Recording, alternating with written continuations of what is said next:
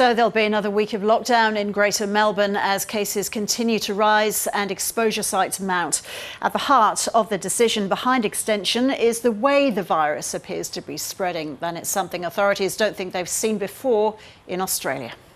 If we let this thing run its course, it will explode. We've got to run this to ground, because if we don't, people will die.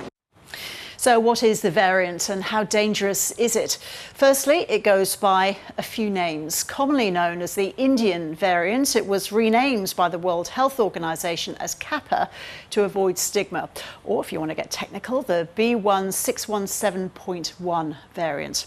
Experts have discovered it's one of two subtypes of the Indian strain. The other is circulating in the United Kingdom.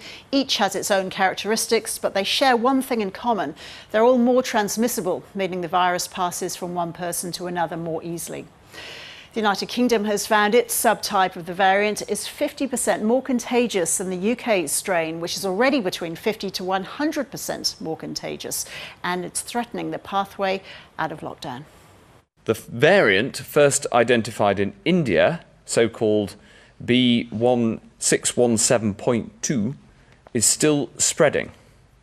And the latest estimates are that more than half, and potentially as many as 3/4 of all new cases are now of this variant. But we know less about the subtype of the variant Victoria is dealing with. Victorian officials say the virus appears to be passing between strangers with only the slightest contact. Until now, contact tracers are used to finding family members contracting it from each other at home or from co-workers. But now it appears people are picking it up by brushing past somebody in a shop. Not all experts are convinced, but Victoria's Chief Health Officer is adamant it is different. This variant of concern is starting to show up in places where normally it would be less likely. So the Brighton Beach Hotel, that was an outdoor dining setting, well ventilated. You wouldn't expect transmission to occur.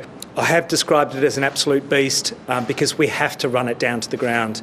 There are a dozen countries that had no community transmission going into 2021 that have now lost control, that have community transmission and will probably not bring it back to a point where they've got no community transmission again.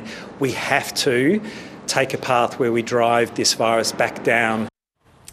The good news is early data from the UK shows both Pfizer and AstraZeneca vaccines provide a very high level of protection from the variant.